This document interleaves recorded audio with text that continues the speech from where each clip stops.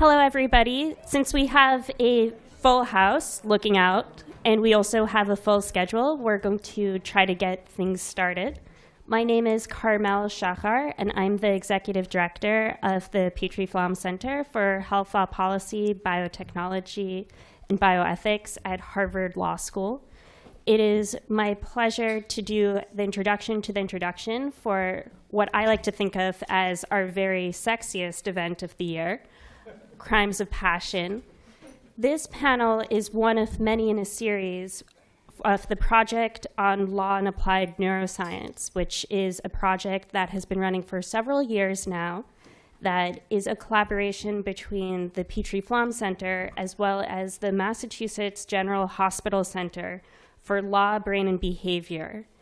And this project really seeks to take what we understand from neuroscience, really pushing the boundary of what is the brain, what is the self, and import it to the law, try to update our understanding of what it means to be a person, what it means to consent, to interact with other human beings.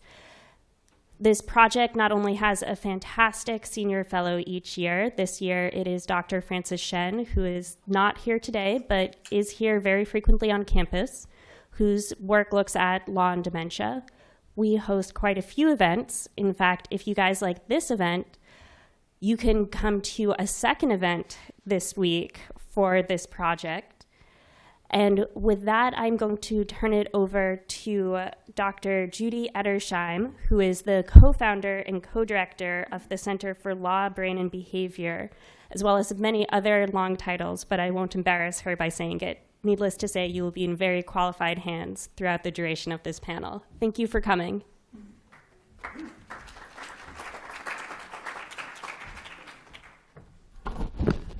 Thank you, Carmel. Our collaboration with the Petrie-Flom Center has been a magnificent exercise in pushing the intellectual needle forward, and I'm very grateful for your help and participation in all of these projects. What a great crowd. Some friends of CLBB who are usually at our events, and we appreciate you. And if you're new to CLBB and to the Petrie-Flom Center, please visit our websites. You know the Petrie-Flom Center because you're here. And clbb.org, join our communities, and you'll see we have a lot to offer. So I'm going to start and be very brief because this is a panel bar none. So this is called Crimes of Passion, today's event. And the reason it's called Crimes of Passion is that many distinctions in American law are predicated on perpetrator mental states.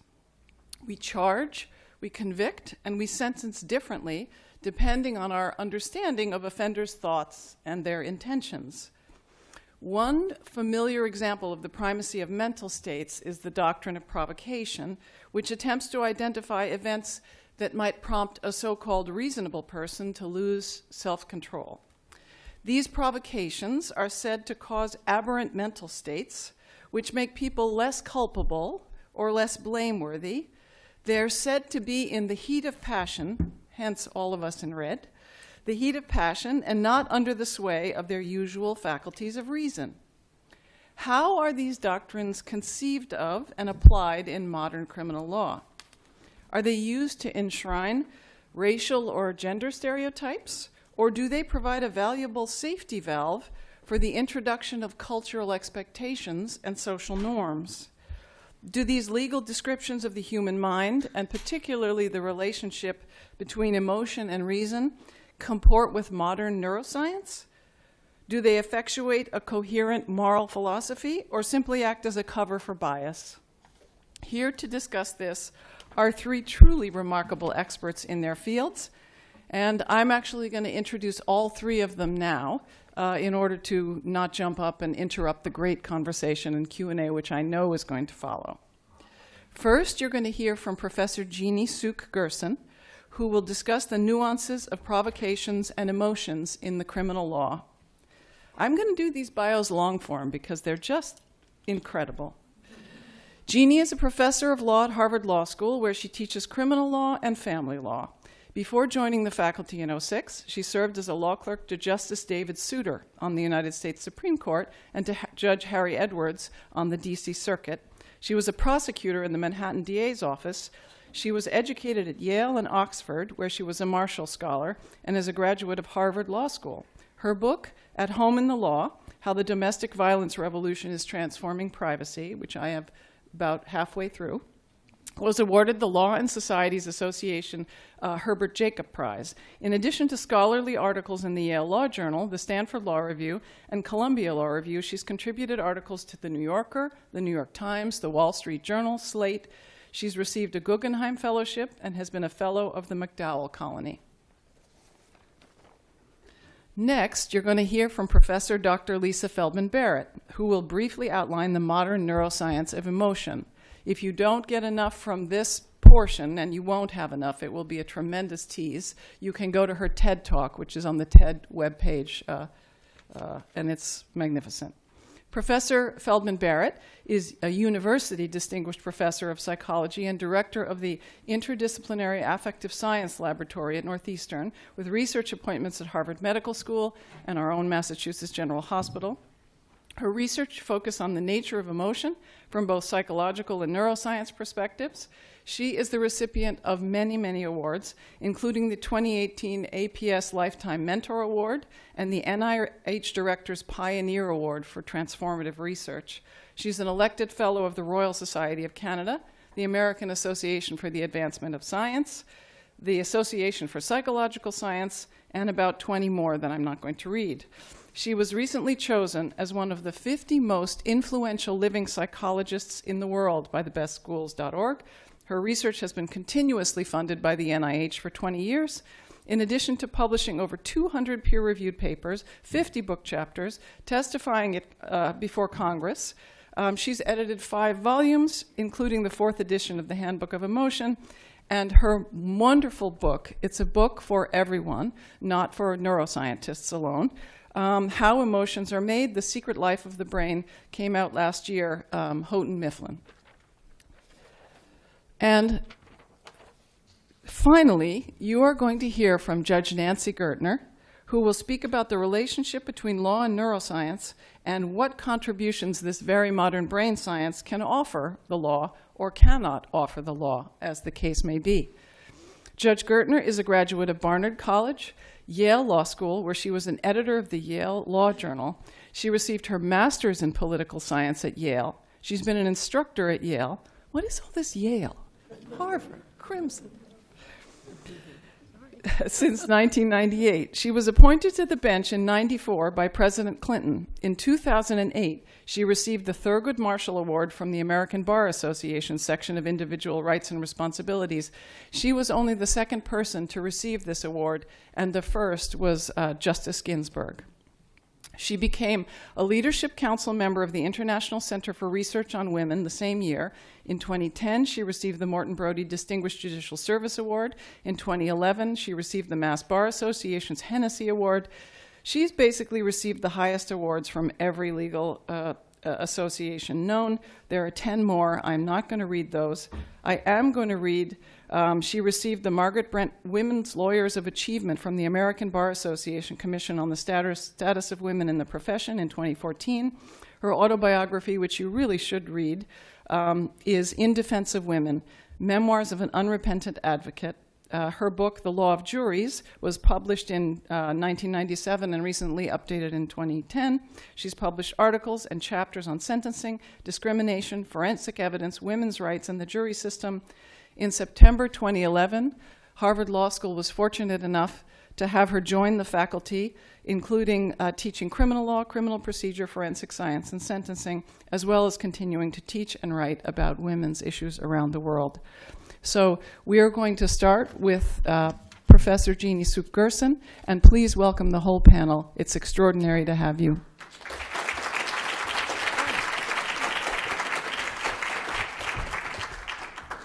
Thank you so much, Judy, and thank you everyone for being here. For those of you in the back who are without seats, there are plenty of chairs over on this side, so please don't hesitate to come on over, or you won't be disturbing anyone by doing so. The concept that I think really we have to start with in discussing this topic is the concept of the reasonable man, because that really is the cornerstone of everything we are about to discuss.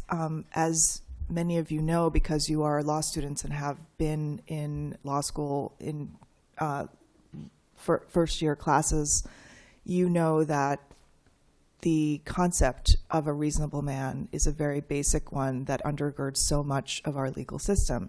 And that is definitely true in the area of crimes of passion. So we're talking about something that can mitigate a murder down to a lesser form of homicide, which is manslaughter.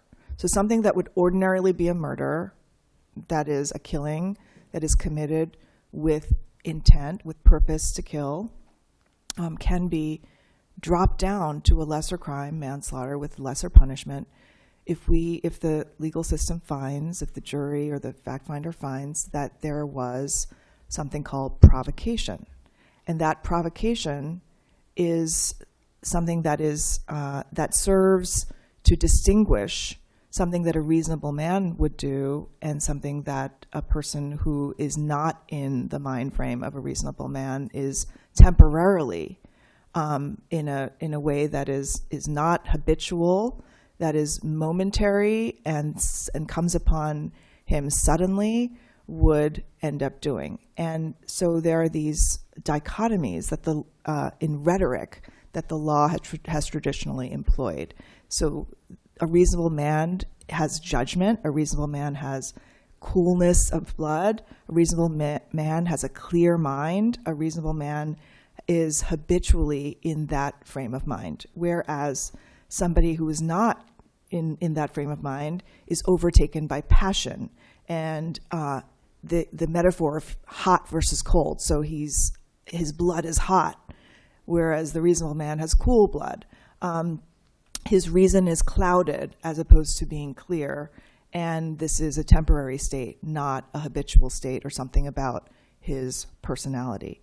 So in traditional provocation doctrine, the paradigm case that all of you as law students have learned is the one where a man comes upon his wife in flagrante delicto, basically sleeping with another man.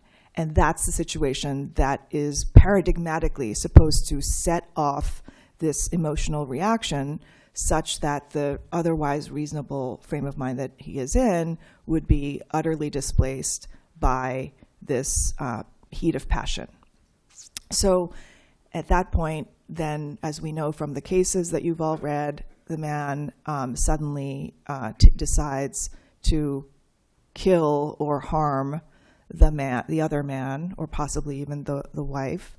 And then when he goes to trial, the idea is, well, he did kill with purpose. That would be a murder. But then the question is, did he act under a state of a heat of passion? As in, was he adequately provoked such that we can consider that intent to be mitigated, and then we can say that this was a manslaughter rather than a murder. This traditional provocation doctrine, of course, has come under a lot of critique over the past generation, mainly because of first of all, the paradigm case of that it was at common law, it was named as one of the paradigm cases, and that it was a man who comes upon his wife's adultery. And so the idea was that this was excusing male sexual jealousy, territoriality, that it served to excuse men who committed violence, namely over their relationship with their wives. Sometimes they would harm their wives as a result, although many of the cases are about the men hurting the other man.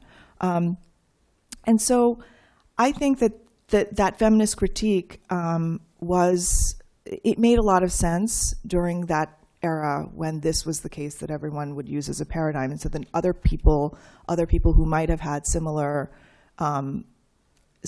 incidents where they ended up killing in a kind of fit of rage or emotion, who didn't quite fit into that paradigm, couldn't necessarily avail themselves of the same kind of partial mitigation.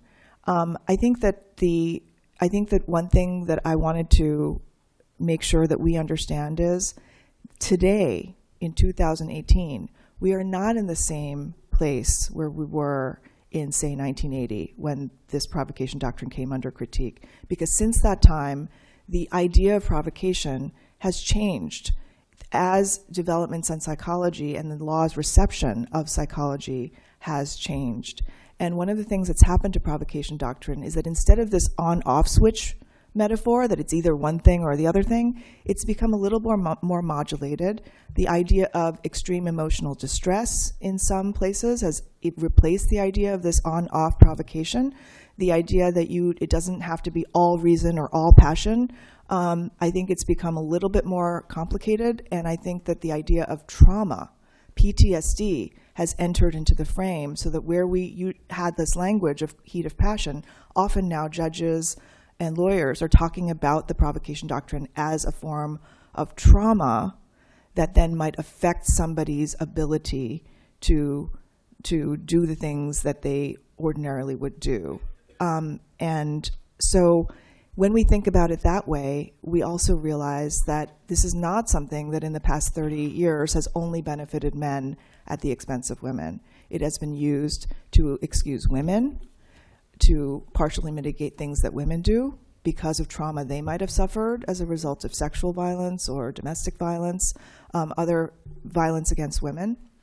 It has been used to excuse or partially excuse the acts of minorities living in the United States from different cultures, to combine with cultural excuses to say, if you want to say that someone from a certain culture had a different set of emotional reactions because of their cultural background, how do you deal with that in the legal system? Well, provocation doctrine has been one way of doing that. And so I think that it's been more complicated to condemn the provocation idea, mainly if you're somebody who doesn't want excessive harshness and think that ways to find mercy and bringing punishments down might be something well worth exploring. So let me just then we're going to have lots of time for conversation back and forth and also questions and comments from you all. So I'll just pass it on. So I'm going to pick up where Jeannie left off. I think what I'd like to do is very briefly just introduce you to the idea that some of the dichotomies in the law between reason and emotion may have been relaxed, but our understanding of what emotions are and how they work, particularly as used in the law, is not well supported by the bulk of neuroscience and behavioral science evidence. And so what I'm going to do today is I'm going to give you just 3 really brief examples of this. And then we can think a little bit about what they mean in the discussion, question and answer period. The idea that I want to introduce to you in various ways is that this notion that reason and emotion are at odds with each other, whether it's extreme odds or whether it's a continuum, is just really false. It's not. It is our experience. It is not supported by the brain or by behavioral evidence. And I'm speaking to you now as a psychologist and a neuroscientist. I think what I understand about the law, particularly provocation and other laws, doesn't really reflect these ideas. So here's the first example.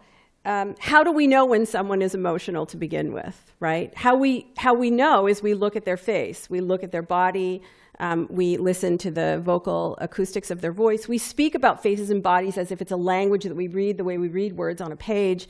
In fact, that's actually not the case. Just to give you an example, right? Emotions, we have this belief that emotions are displayed on the face with expressions that we recognize, so that people are supposed to smile when they're happy, they're supposed to frown when they're sad, they're supposed to scowl when they're angry, and everyone around the world is supposed to be able to recognize smiles, frowns, and scowls as expressions of emotion. This was the dominant scientific view for almost a century, and it is a view that is embedded in U.S. law. So consider this evidence. Here are the facial expressions that are supposed to be universal for anger, disgust, fear, happiness, surprise, sadness, and surprise. Here is how frequently Americans label these facial configurations as the intended emotion: anger, disgust, fear, and so on. And so what I'm showing you here is a summary from dozens of studies. So this makes it seem, these are very significant findings, much different from what you would expect by chance, which makes it seem reasonable that when you look at someone, if she's scowling, we can make a reasonable inference that she's angry, which would have bearing in a court. Except that here's some data from a different meta-analysis, a summary of studies, showing how frequently people actually make those faces when they are angry, disgusted, fearful, and so on. So the point here is that when we look at someone's face, we make an estimation that if they're scowling, we assume that they're angry, when in fact, people actually scowl very rarely in anger. They also scowl at many other times when they're not angry. Sometimes those are emotional episodes, sometimes they're not. Someone's just concentrating really hard. And in fact, when we look across cultures, those blue bars drop to chance, meaning when you show, for example, in our lab, we've gone to Tanzania, tested Hadza hunter-gatherers, they don't recognize scowls as anger, and so on and so forth. So these expressions that we believe to be really good indicators of people's emotion are actually stereotypes. They were stipulated, not discovered, by a handful of scientists and then just adopted as universal truth. And they do find their way into a court of law. So a face does not speak for itself when it comes to emotion.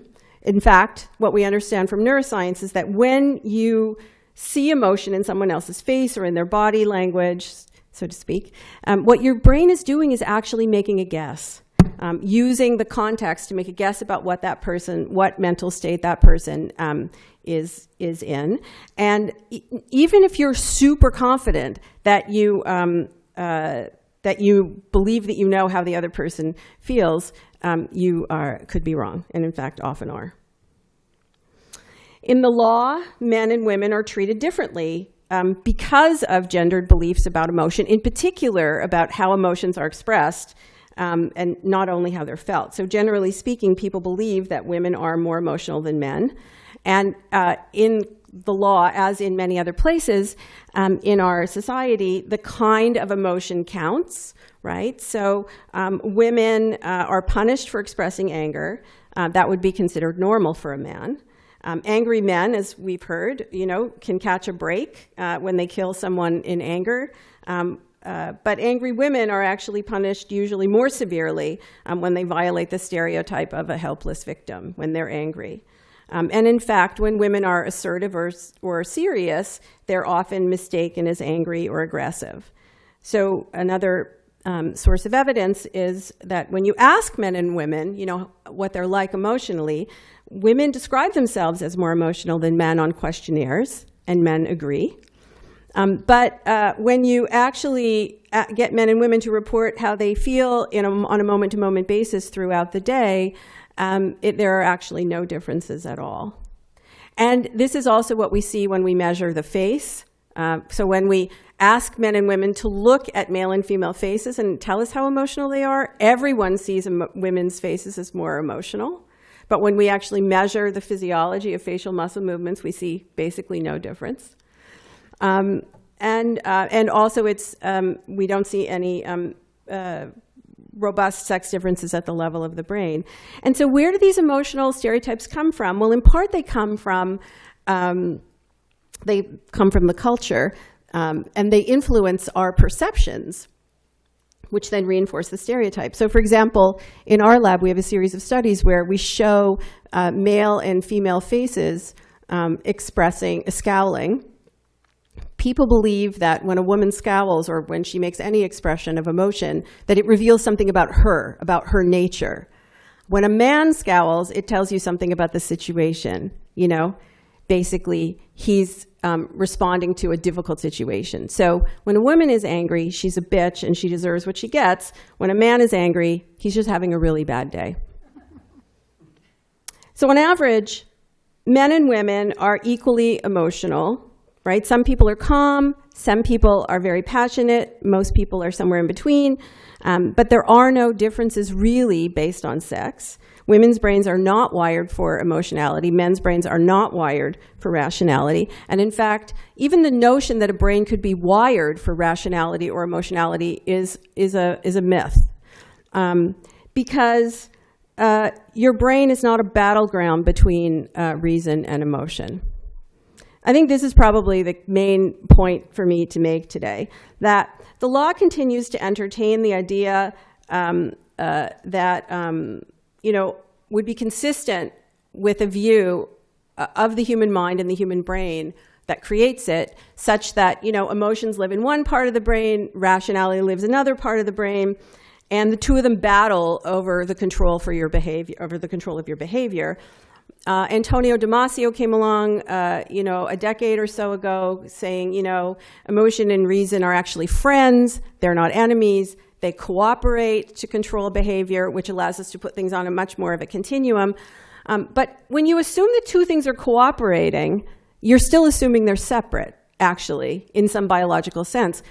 And there's really no solid evidence for this in neuroscience, right?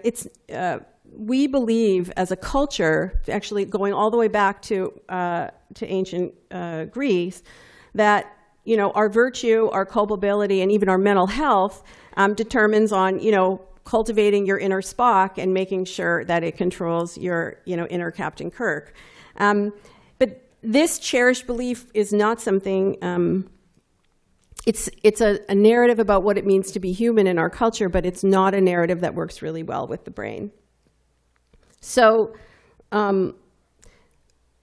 these beliefs that stem back to ancient Greece, Plato is a really good example, were sort of tattooed onto the brain, creating a myth about brain evolution and brain architecture that's called the triune brain.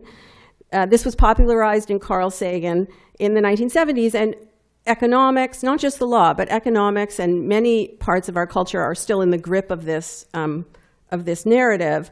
The idea here is that, your brain has some kind of ancient inner layer that's been inherited from reptiles that contain your most basic urges. And then wrapped around that is a limbic system, which is supposed to contain circuits for emotion, your inner beast that can cause you to do bad things, inherited from ancient mammals. And then the outermost layer is said to house thinking and rationality that's supposedly uniquely human and regulates and downplays the other two parts. I'm sure everyone here is familiar with the idea that we all have a lizard brain lurking somewhere deep inside the ancient parts of our brains. These beliefs actually predate modern neuroscience and our ability to observe living, functioning brains in action.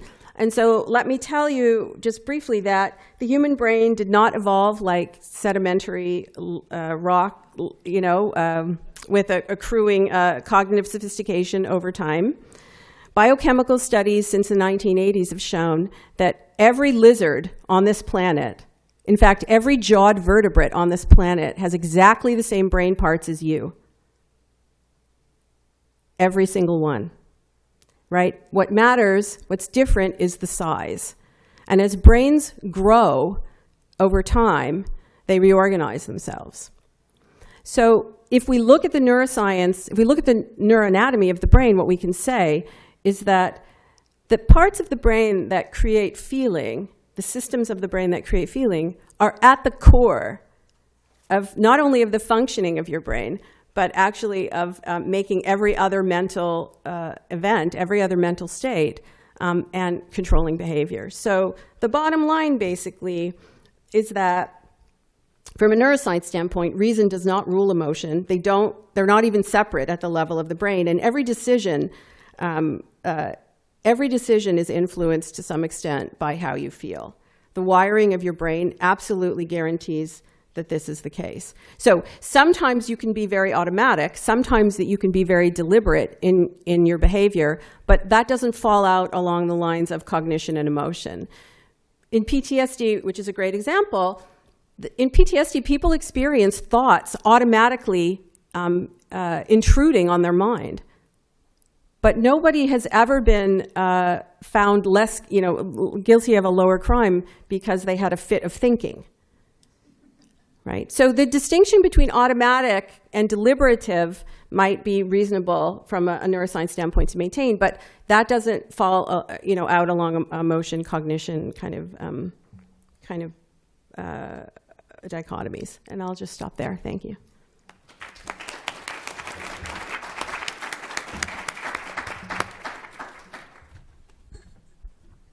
You can bring up the lights now. No more slides. Out. I'm anti-slide. And that's partly because I only know how to do letters.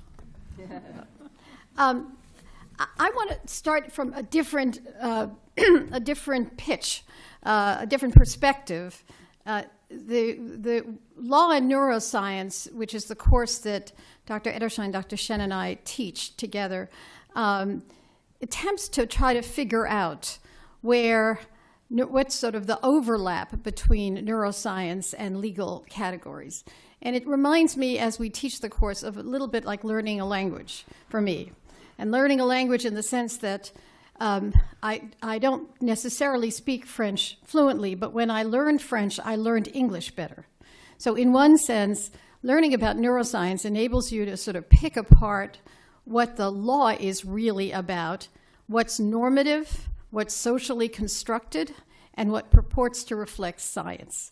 And those things are different. Let me start with an old category in the criminal law. It's the difference between excuses and justifications. So justifications in the law are like the justification for killing based on self-defense. There's no neurological component to that. We simply say that under these circumstances, you were justified in fighting back. Your motive doesn't matter. It's completely situational. We'll look at your state of mind. We'll look at whether it's objective under the circumstances, but ultimately it is a statement that we as a society make that this killing was appropriate under those circumstances. Neuroscience doesn't speak necessarily to that directly. The defense of necessity, likewise, is a justification. Again, it's a normative concept. It's a social concept. Neuroscience can speak somewhat to it, but it's mostly the lines that we choose to draw. Excuse is a different matter. Mental health issues are excuses. We assume, as Jeannie was saying, that the rational man is under control, and except what are the kinds of situations when there is, to use the language of the psychologists, self-regulation fails. The rational man is the self-regulated man. What happens when self-regulation fails? And we look at some mental states. We call them diminished capacity, and that could be an excuse. We don't allow addiction for the most part. Someone who is in chronic addiction, and that in fact destroys self-regulation and ends the architecture of the brain. That doesn't count in the law, and that's a normative decision. The social psychologists will clearly tell us that it should, but we have made a normative decision. We've made a social decision not to, and that's a decision that I hope to fight against for the rest of my life. Likewise, other kinds of mental states brought on by toxic stress, et cetera, the law is drawing lines that the science clearly suggests otherwise. Provocation, I think, and this is the kind of thinking that one does when one is asked to do this kind of program. I'm interested to see what my colleagues say about this. Provocation is to some degree an aspect of both. We say out loud that it's not a justification. In other words, when you find your husband in bed with another woman and you shoot him, notice the way I reverse the genders, we're not saying that that's right. We're saying that we have constructed essentially a mental state to justify it. We're not saying it's the right thing to do. But there's certainly, battered women was another example, battered woman syndrome. The male is a batterer and she kills him. We were not about to say it's a good thing to kill people who batter you. We want you to go to the police, et cetera. But there are elements of justification in that. I wonder sometimes whether the normative outrage from those situations are really what was driving it, and we characterize as an excuse, but it was really more of a justification. So provocation may be something in between. There's no question that to the extent What we're really saying when we're excusing a provoked homicide is we're saying homicide is the characterization that we put on those acts that draw the highest moral condemnation. Again, a normative concept, not a scientific concept. And we believe that there's a difference normatively between those who are provoked and those who are not provoked. And we may have constructed all sorts of mental states around it, but ultimately it was a normative decision that there was a distinction between the two. And because it was in part a normative distinction, it became gendered. There's no question about it. We read into the norms what are essentially our views about men and women. We're talking also about lines that are drawn by juries, which were, no matter what the doctrine says, invariably gendered. In Australia, and in some countries, Australia's one, I think Canada's another, I think UK is considering it, provocation was eliminated as a defense to murder, precisely because it was gendered. But what happened was that when you stripped away the provocation, when you stripped away this defense, what came through were some of the psychological defenses that we're talking about here. Post-traumatic stress disorder, the kinds of psychological defenses that Jeannie was talking about. The kinds of psychological defenses like post-traumatic stress disorder, the kinds of psychological defenses, even cultural defenses that may have led to your being dysregulated in some way. They didn't call it provocation, but the rest of the mental states that would have affected regulation and impulsivity began to be used as a defense. Now, maybe that was helpful because you were no longer allowing a jury to say, was he provoked, which invariably became a gendered concept. But so it was on the one hand, it helped things in the sense that provocation was not so explicit to juries. In addition, provocation continued as a sentencing factor. I spent the entire law and neuroscience course making a distinction between what's culpability and what is sentencing factor, but it was a sentencing factor because we believed that there was a difference in culpability between people who walked up to someone and shot them for no reason and someone who had a reason. It may not have been a distinction that trumped, I hate that word, let me rephrase that. It may have been a distinction that didn't matter, that mattered less, should have mattered less in a culpability setting, but it certainly mattered in a sentencing setting. So in summary, I don't accept the view that the neuroscience and views about the brain were underlying the distinctions that we have made. It is a rough match, certainly with respect to legal defenses that are justifications. The neuroscience has nothing to do with it. Justifications that, defenses that are excuses are a bit of a mishmash of social psychological concepts and normative concepts as well. But the best summary of where the neuroscience fits, and this is a constant debate we have in our class, sort of where the neuroscience ends and the law begins. And this was from an article by a social psychologist, which I read on what are the circumstances of, I love it, dysregulation, which is essentially what you're talking about when someone is provoked. Ordinarily, we want them to be regulated. Now something happens and you are dysregulated. And it says the mismatch between the scope of self-control as described by psychology and criminal law highlights the notions of suggests that the notions of self-control in the law are overwhelmingly constructed by the law itself, rather than reflecting some empirical reality. And any efforts to define and understand the concept and role of self-control in law as purely positive existing in the world, rather than normative, are misguided. So, to the extent that the law reflects normative views, it opens up the door clearly to gendered and class and all sorts of issues. But on the other hand, ultimately, the criminal law is about blameworthiness. And blameworthiness is a complicated concept. That concludes my presentation. Well, I'm going to begin with my own questions to start the discussion off, but I don't think I'm going to be able to get a word in edgewise pretty soon. So I'm going to use this opportunity. First, my disclaimer. It's been many years since I've taken criminal law. Professor Parker would not be proud of how well I've kept up with the basic criminal law doctrines. So forgive me, I'm going to caricature just a tiny bit in the interests of starting the discussion. It's my impression that when we start cherry-picking who receives the beneficence of a provocation defense and who doesn't receive them, whether it is justification in the realm of justification or in the realm of excuse, we tend to pick white cherries. We tend to, for example, recognize battered women's syndrome. I couldn't be happier about recognizing battered women's syndrome, and that's, in my world of forensic psychiatry, that's a very common defense, and one which I would be brought in to speak about. But we don't talk about gang recruitment defense. We have very specific situations that we permit in that back door, and it makes me concerned about using the back door. And I wondered if you would speak to that. I guess I would say that that is certainly the way it started.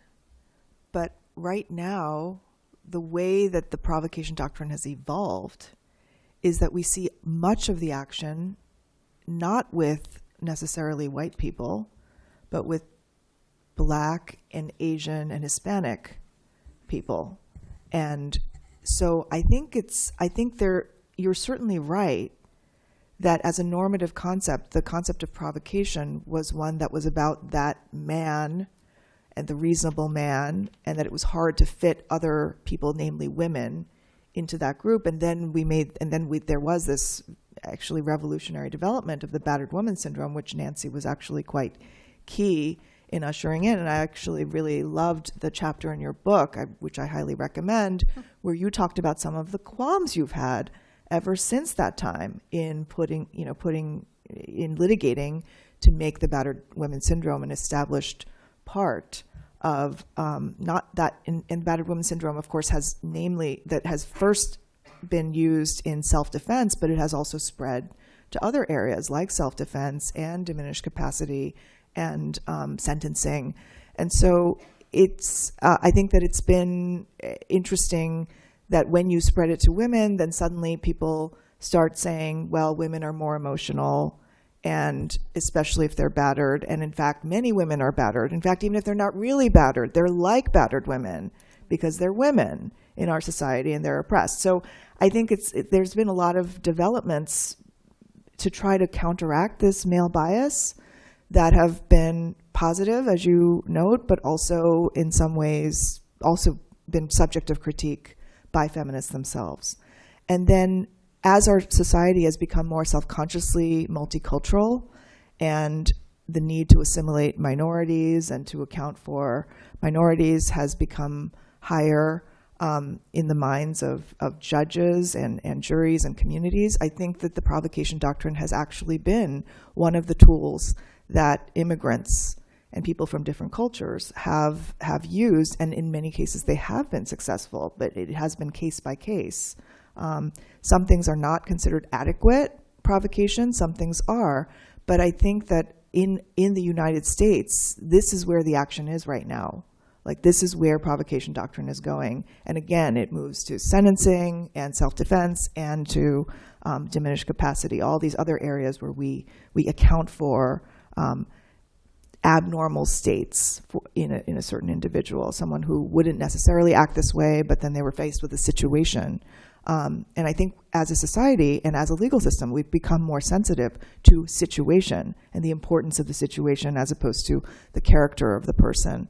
And so I would not actually agree with the idea that we cherry pick at this moment in time and that this is about white men getting an excuse where other people don't get an excuse. I actually would say right now that is not the case. In fact, the direction has turned so that we're having the debate about other cultures and other genders and other types of situations, not the one where you catch your wife in bed with another man.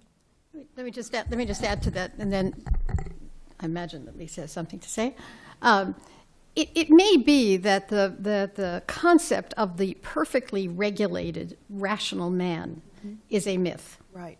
And that sentence includes both the psychological lingo, self-regulated, and the law lingo, rational. It may well be. So what you're seeing is that we recognize that there are degrees of regulation, that there are contexts in which people can be, quote, dysregulated, the language of the psychologist. And the more we open that up, the more complex the doctrine becomes. So that Jeannie is right that we have opened that up to battered women syndrome. We have opened it up to age considerations, perhaps. We've opened it up to cultural considerations. The door is still shut on addiction, which is ridiculous. We're struggling with toxic stress. What are the circumstances under what is provocation for a gang member? Is maybe a different provocation that for me. It may have been you bumped into me in the liquor store, or you looked at my girlfriend wrong, and I became dysregulated because of the context I grew up in. Whether the law recognizes that ultimately that's a normative line. It may well be true empirically, but we may not want to recognize that because of its implications. So dysregulation, the perfectly regulated man, the perfectly rational man may well be a myth. There was no question it was a contrivance. We've cut away at that. But there are things we recognize and things we don't recognize. And that line is a normative line.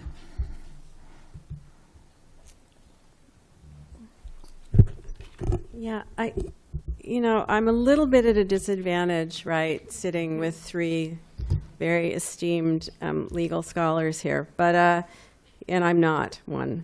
But here's what I'll say.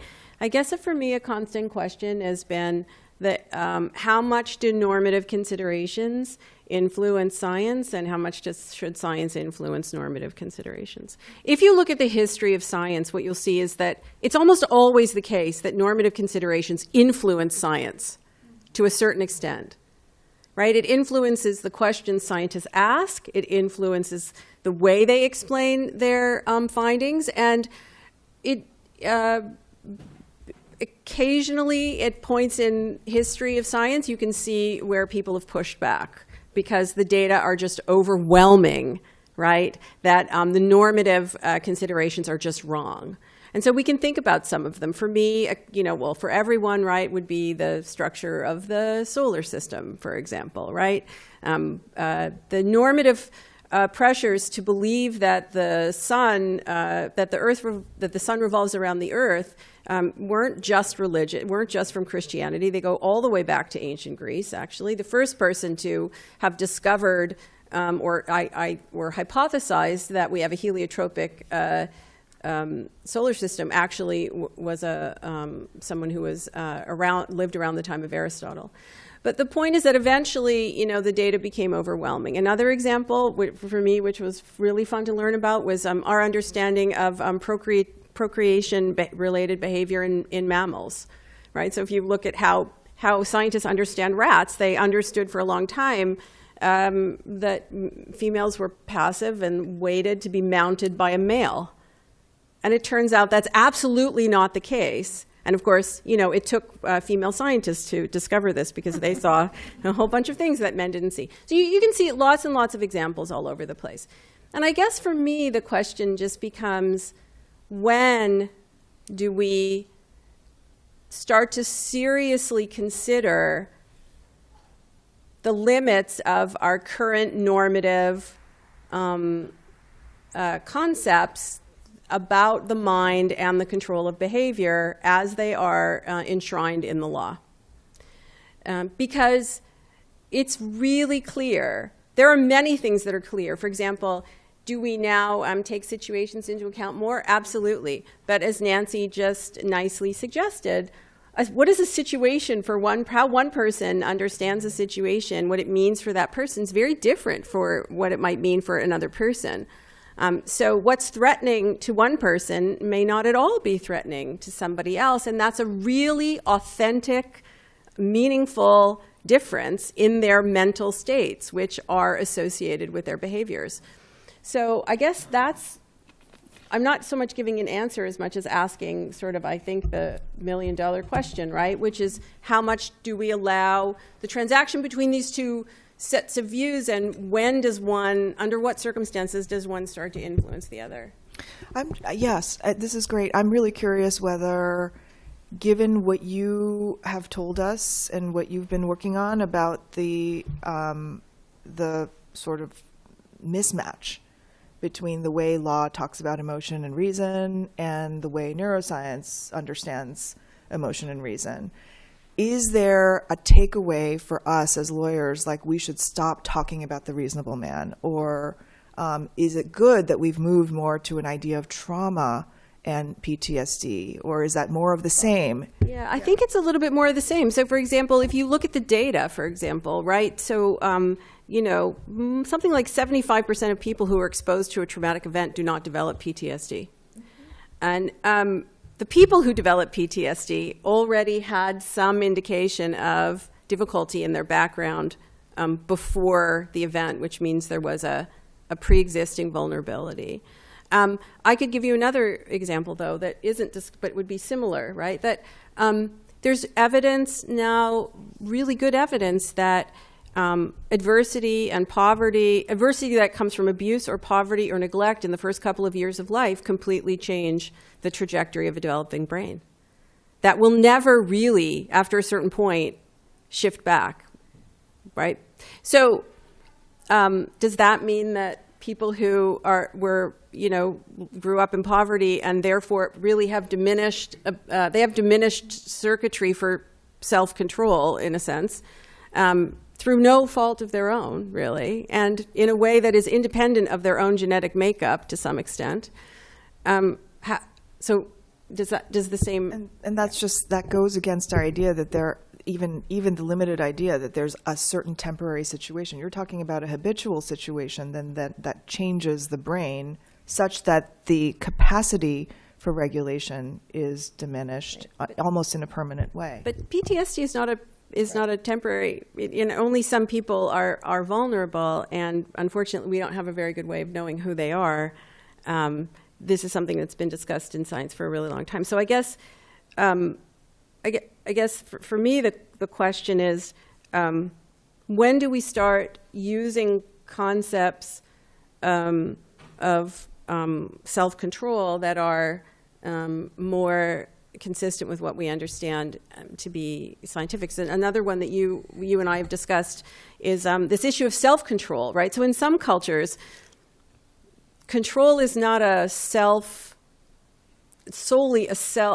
not solely based on the self. There's this idea in cultural psychology and in anthropology of what's called secondary control, which is that the environments are set up for you in such a way to limit your options.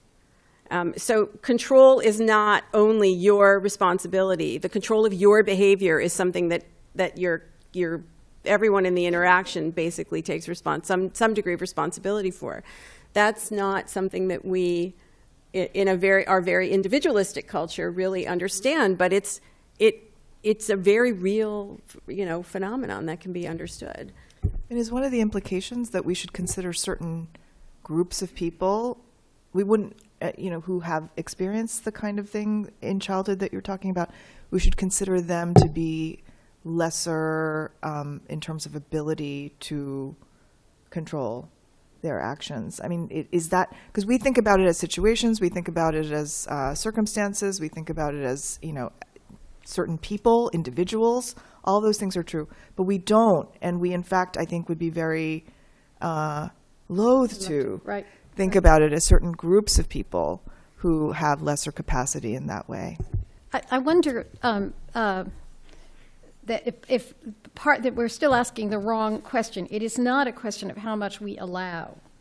It is a question of who we punish. We allow everyone to be everything, whatever they want to be.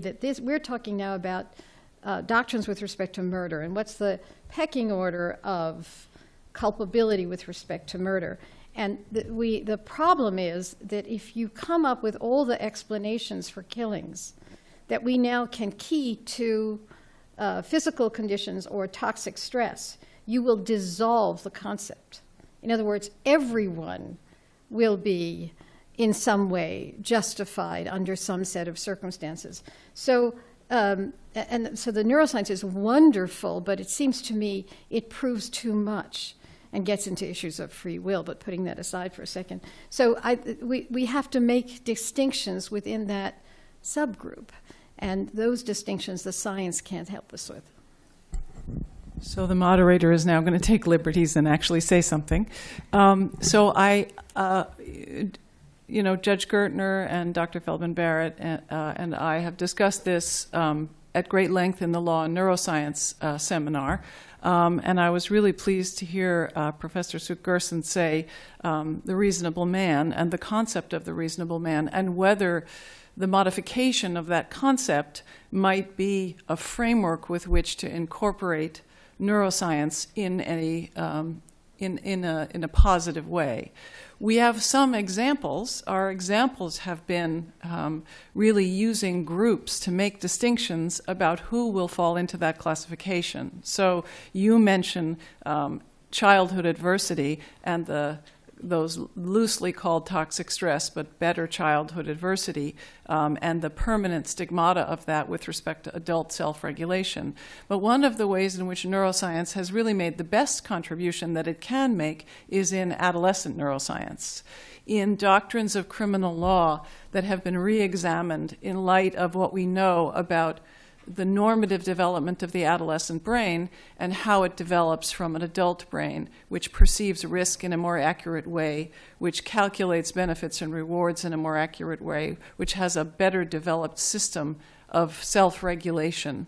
And that there have been some improvements in doctrines like felony murder, in capital punishment, in life without the possibility of parole, in the culpability end and in the punishment end, incorporating that neuroscience. So I feel positive about a role. Of course, I would feel positive about a role. And I think the ideas in this panel are actually moving forward, edging into an appropriate place where the norms and the moral purpose of the law can still be incorporated without the conundrum of over-specificity. I think it's probably a good time to open this up to people for questions if you would like. We will be able to go on if you have no questions, but I'm guessing there are some burning questions. Yeah, thank you for a really fascinating conversation. Just so everybody knows what flags they're flying. I'm a neuroscientist, I'm a psychiatrist, I have a brother who's a law professor. There you go. Our Thanksgiving. All you need to have is a felon in your family, and you'd ring all bells. That's right. So my mind has been stretched in several directions here. I was literally thinking what you were doing about it. You know, it's probably way too simple to say neuroscience has a consideration and they should interpenetrate with the law or not. There may be examples. I was thinking about it's not even such a big question about whether somebody should be excused, but really process. I mean, I'm not a lawyer, but is it reasonable for a person to go through a procedure that is constructed more for children than for adults? I think that's one kind of penetration. The more complex one, which we're, I think, talking about here, seems really thorny to me. And I say that even as somebody who loves the brain and loves neuroscience. Because when it's all said and done, I feel like most of the phenomena that we're interested in understanding in the world, whether they're Trump or a hurricane or a murder, they are a product of what my nerdy friends at MIT would call nonlinear system dynamics. That is, there are many, many people who have the same specification of initials to the ability of to see in the brain, the same initial conditions. And some act and some don't. It's sort of that simple. And so that there is some complex, unmodelable, currently unknowable. I'm not saying it will for everyone, but I think we have to be really modest about our neuroscience. We're always promising great things, but our ability to predict what is in the end a rare event, suicide, classic example. For every person who commits suicide, there are thousands of people who walk around with profiles that are utterly indistinguishable. And this is the heartbreak, but it's also where we're at. So I'd argue it's not either or, it's really situational, what problem we're talking about, and then what remedies are. Maybe not a complete dispensation of Right. responsibility, but a different process. That's the sentencing discussion as well. Yeah. Do you want to comment on that? Well, I'll just comment on Carl's point. I mean, I think being a neuroscientist sitting up here, it's easy to be placed in the position of, I'm a good foil for people to say the kinds of things that you just said, which are perfectly reasonable things to say. I think, if you put me into a debate where I had to defend using normative principles and because of the issues around neuroscience, the validity and stability of neuroscience, I could do it. In fact, I have done it. If you want to talk about the difficulties of taking science which is developed on the basis of groups and try to apply them to the individual, I could also do that. So I think I don't take issue with your message. I do, in general, take issue with being characterized. I'm the poster person, I guess, up here for advocating for let's pay more attention to the neuroscience than we have. But I think it's reasonable. I think what I'm suggesting is that the people in the law have to pay more attention to the science, and there has to be more discussion about it. I certainly don't know what the answers are, but here's what I know. The rational man is a myth. Absolutely, 100% a myth. When you are rational, you feel rational. Rationality is a feeling. It's a feeling that your brain constructs. When you believe that you are objective, that is a belief that your brain constructs. There is no biological way, just based on anatomy, there's no biological way that feeling, whether or not it's in the foreground of your experience or not, doesn't play a role in your decision making, always.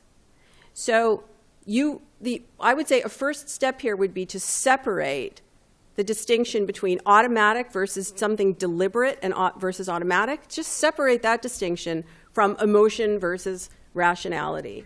Because emotion, you can be deliberate and emotional, and you can be quite automatic and emotional. You can be deliberate and thoughtful. You can behave very automatically and be thinking. I think the issue for culpability is really not whether you're emotional or not, but how deliberative you've been, how much, for lack of a better word, control, right, has occurred in either the planning and execution of a crime or the inhibiting a prepotent response to that sort of automatically issues because of your background or what the situation is or what have you.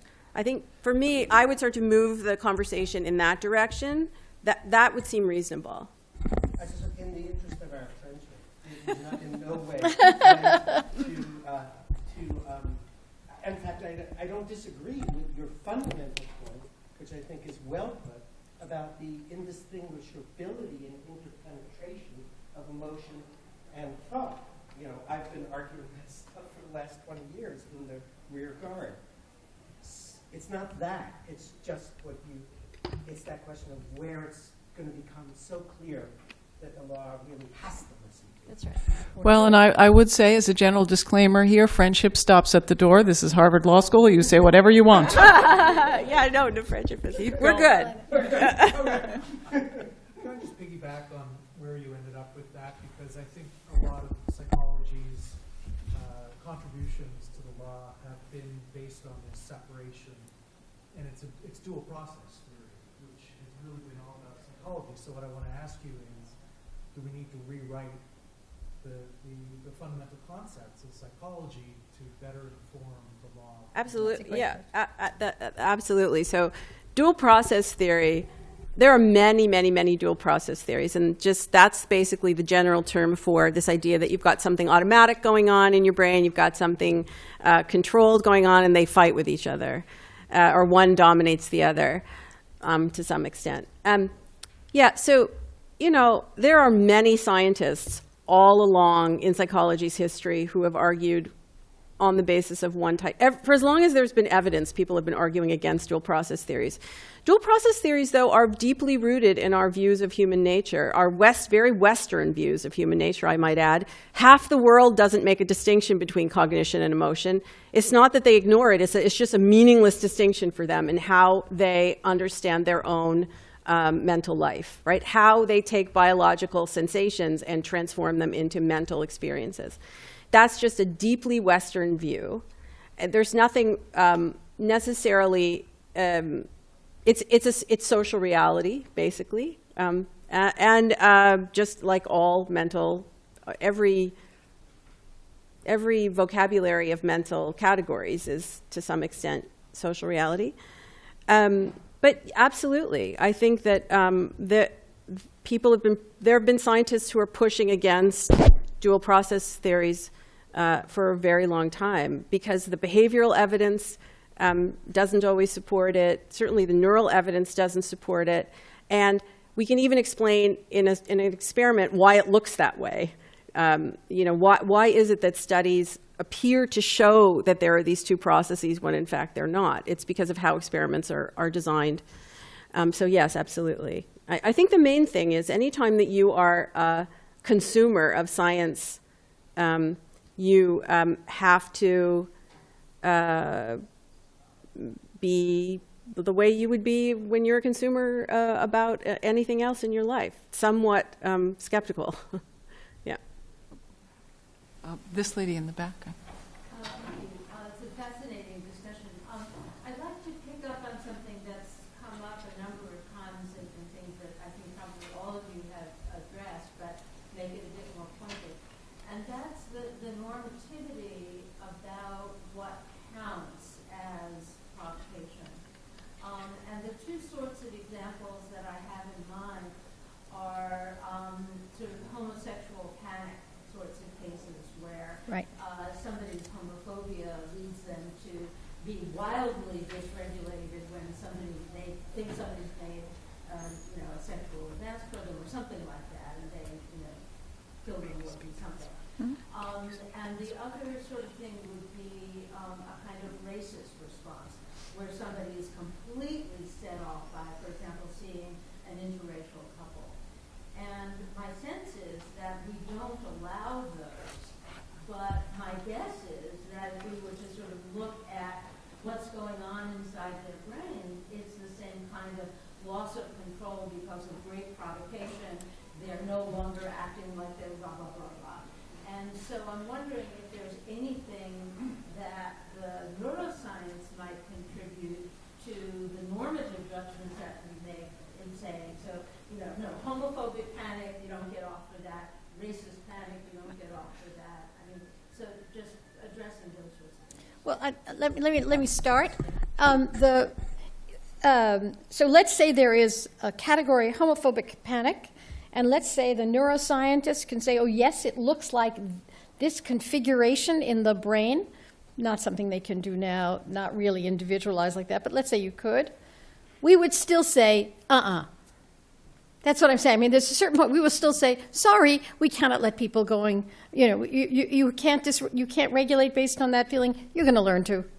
And when you don't. So, I mean, that's actually a great example of you cannot dissolve this into neural states without basically taking apart with things that bind us.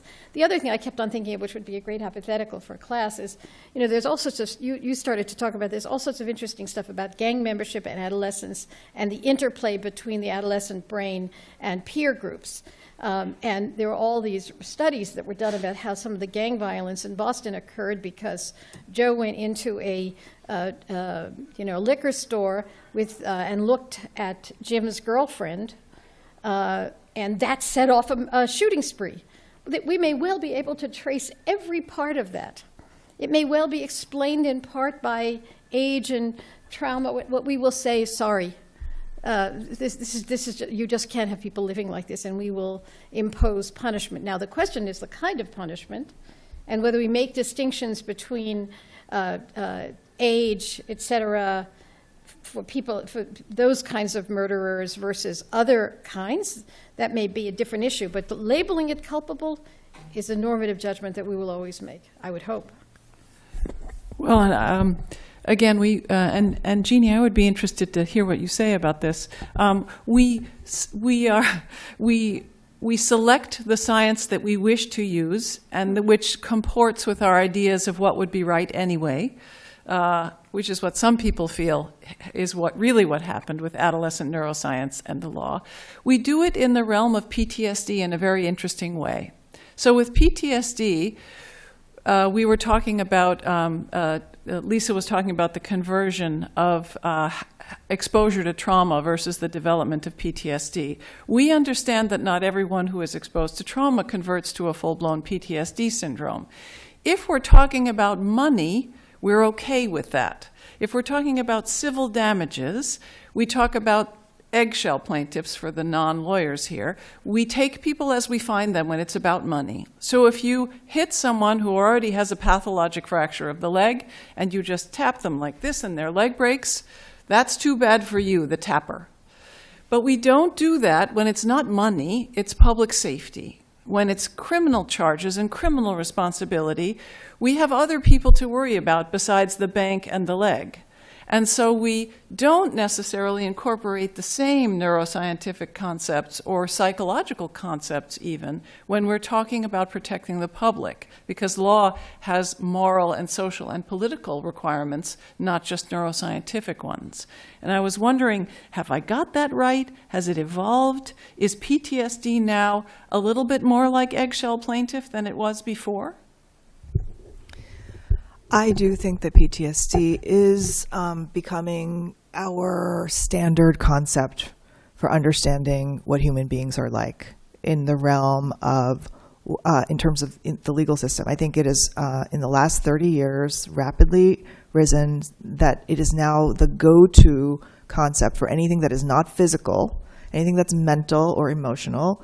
The language of trauma quickly becomes the way that people converse and understand each other about these things. And that's about responsibility for something you've done, and also the kind of harm or the extent of harm that you've experienced. And those are like two kind of twin pillars of the legal system. Are you responsible?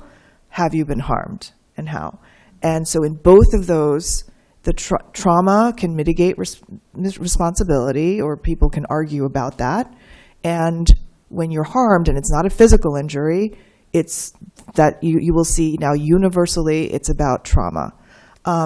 Lots of people can get a PTSD diagnosis, even if it might not count for a lot of neuroscientists as PTSD. A lot of people can claim that they are traumatized, and the concept has just become more and more and more watered down. And I think that this is something we're going to have to reckon with at some point, as like, you know, all kinds of defendants and all kinds of plaintiffs and victims have recourse to this concept of trauma. And I think this is something Nancy said, it's like then none of this is meaningful because everybody is traumatized in some way. And so I'm someone who's been worried about this for years now, and at some point it's going to come to a head. Yeah. Can I just say that I think, you know, PTSD I think is a good example. So forget neuroscience. Let's just go back to clinical science. It doesn't, I mean, and I would direct people who are interested in PTSD to actually look at the work of George Bonanno, who's at Columbia University, who has done large-scale studies on what is the frequency with which people develop PTSD in the face of potentially traumatic events. He studied people in war, 9/11, people who've been raped, people who've experienced large-scale, you know, like every kind of trauma that is possible, he has practically studied. Large samples. And what he finds is that really a very small proportion of people actually develop PTSD. I'm not advocating for trauma, that anybody be exposed to trauma. And I'm also not saying that PTSD isn't a horrible disease, which it is, and people who have it really suffer in terrible ways. I'm just saying as a scientist, if we were to take the reasonable person criteria, most people actually don't develop PTSD. Mm-hmm. And if they usually after trauma will return to normal functioning within a month, And that's about 50% of the people we're talking. And a smaller percentage will, anywhere between 6 months and a year, recover their normal functioning. It's only a very small proportion of people. We're talking, somewhere between, off the top of my head, 15 and 20%. I might be, slightly wrong in one direction or the other, but we're talking about a small proportion of people, not the average person, right? And I think so. I think any kind of, let's say, as opposed to something like depression, where I think the statistic now is something like 70% of people at one time or another have been and experienced major depressive episode.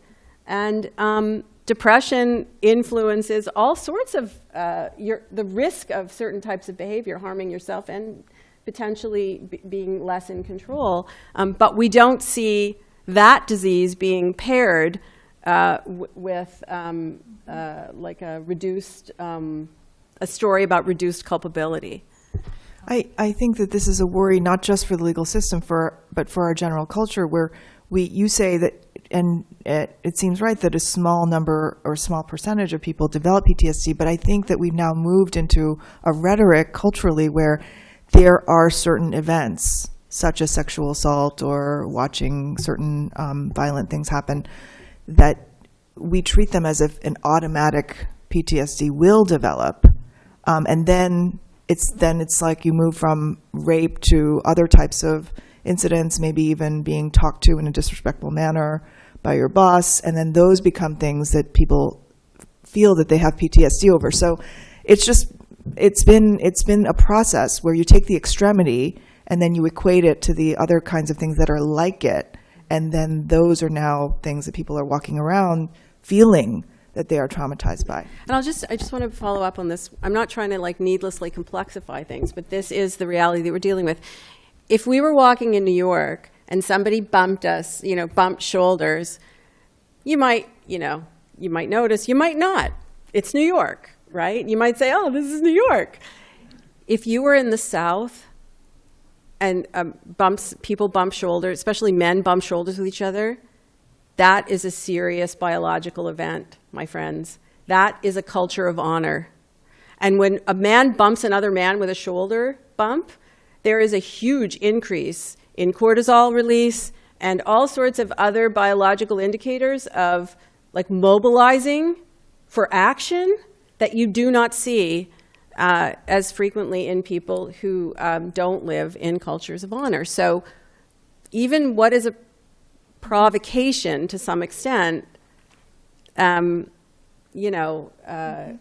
varies, right? But ironically, though, if it's true that only a small percentage of people exposed to the same set of factors get PTSD, that actually could justify its use as a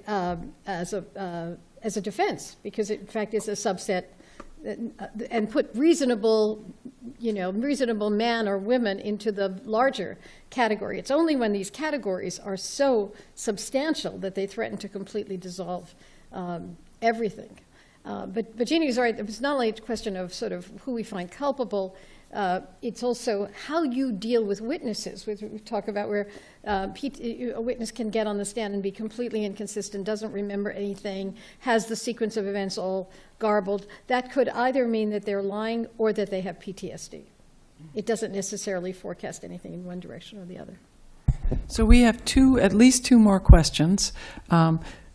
Former student in law and applied neuroscience, and then Professor Drobeck. Great. So thank you all for being here. I could just listen to y'all talk about this all day. So my question is this. The right to a jury trial is supposed to be fundamental to due process. And part of what juries do is assess credibility. But Dr. Feldman-Barrett's research suggests that people aren't actually good at doing that. And so it seems like there's going to be winners and losers who, have juries. So on a system design level, and also just as a practical matter for litigators, what do you do when you have a witness who, like Jahar Tsarnaev, isn't expressing emotions in the way that a typical jury might predict? Oh, is that a complicated question? This is how smart you get if you take the law in neuroscience. I mean, I think one, we saw that in Zernayev. You also saw that in the Newton Nanny case, where essentially she took the stand and didn't cry enough. It may well be, so here's what a lawyer would want to do. A lawyer would want to put on testimony that would be group testimony, because you couldn't do it to the individual, about what that culture is like, and how that in that culture you don't show remorse in the same way, you don't show emotions in the same way. Now I'm going to put the judge hat on. I would say 9 judges out of 10 wouldn't allow it in. I'm the 10th. But because you'd have to work to get that in. It would be framework evidence as opposed to evidence pointing about the individual. And then if that doesn't work, now I'm getting really into the weeds. Then as a lawyer, you would make that argument to the jury. You try to put that into a larger context. But that's the only way that you would do it, as opposed to not saying anything and then allowing a jury to draw conclusions. It's very much like battered women syndrome in this respect, which is that we have allowed in battered women syndrome testimony precisely because jurors drew the wrong inferences from the acts of the woman in question. This would be the same thing. There's an even more fundamental probe in what you're saying, which is we have this whole idea of the jury, and one of their benefits is that they're going to look at the demeanor of the person, look at their facial expressions as they're speaking. That's why that this kind of live confrontation of various witnesses with the defendant is important, to see how they react to the situation of being there giving testimony, and then you can suss out what the truth is and if the fundamental premise that we can judge by looking at their face is off, then what are we left to do? Well, unfortunately, we are off. It is off, though. I have to say that now I'm going to speak as a personal citizen and not as a scientist. Almost all the work that we do as a scientist in my lab would suggest that jury trials are really problematic. I actually served on a jury recently, like in the last year, and talk about being traumatized. I came away. First of all, I have never sat on a jury before because I'm a clinical psychologist. I have training in neuroscience. Nobody wants me on a jury, right? I'm always disqualified. So I was stunned when they actually allowed me to sit on this jury, and I came away thinking, I hope I never ever have the poor fortune of ever having to be a defendant in a trial, because I just have no faith that I would be judged fairly in any. I was appalled at what I saw, at how people dealt with evidence, and I think that's a whole other conversation. But it's a conversation that has to be had very, very seriously. So I'm not saying that we should abolish jury trials, but I do think that, we have normative rules, right? We have normative things we've agreed upon. So we've agreed that it's not okay. A threat due to racism is not an acceptable kind of threat for us, even if we can explain it from a neuroscience standpoint, where it's not acceptable. But at a certain point, there are some normative guidelines that have to be called into question by what we know. And here's what we know. You do not read someone's face the way you read words on a page. You are guessing. You are guessing. Your brain is guessing. And most of the time, a little bit of error is good enough for communication to occur. But sometimes, under certain circumstances, like in a courtroom, error is really not acceptable, I think we would say. Let me save the jury system here. In 17 years, I never had a verdict with which I disagreed. And now that could be something about the cases that 97% of cases plead guilty. The cases that went to trial invariably had cameras and witnesses and all this kind of stuff. That could be. It also could be that I would allow in kind of evidence that I described. And I actually think but I do think that most judges have that view, and the question is whether they have that view actually having allowed full and fair discussion of that or having that view because they ultimately wanted the case to resolve some way, so you have to have that view. But and the other side of the coin is a legitimacy issue, not even a normative issue. It's a legitimacy issue. Would a single judge reviewing the case be free of these kinds of issues? Well, you know, I'm not so sure. I was fabulous, but I'm not sure about the other guys. You are fabulous. And that to some degree we have jury trials as a question of process and legitimacy. And the notion is that, and with all their flaws. So, I mean, I think, again, that may be the bedrock of legitimacy issue and not remotely an issue of truth. But anyone who thought that a trial was about truth is, you know, something to worry about. Just Everybody saying. thinks everyone who isn't a lawyer thinks it's about truth. Everyone at Mass General thinks it's about truth, and we're going to broadcast this. So the last word, the last question is going to go to Professor Jennifer Drobak, whom we are honored to have here at Harvard Law School this semester and at the Petrie Flom Center, and occasionally we're even lucky enough to have her in law and neuroscience. Professor Drobak. Thank you. This is just a question. We can just leave it with piggybacking off of a question a gentleman asked earlier, and Judge Gertner, and I'm wondering, and we can talk about this after all the panelists. There was a question about redefining the psychology and really have to rewriting what we know about it. And doesn't that lead us to the question of whether or not, and I hate to blaspheme Professor Langdell, but don't we have to really redefine what crimes are as we look at deterrence, retribution, Sure. Rehabilitation, and maybe what's left is incapacitation. And shouldn't we really be redefining what a crime is? Yes. Maybe not redefining what a crime is, but redefining who criminals are. We may have the category, we don't want people killing people, but the question is what we do with the people who've done that may well be different. That goes back to sentencing. Everything goes back to sentencing. Just saying. Okay. And with that food for thought, I really want to thank this spectacular panel. It pains me to end this discussion. It's such a juicy one. So thank you, all of you, for being here, and thank you for joining us today.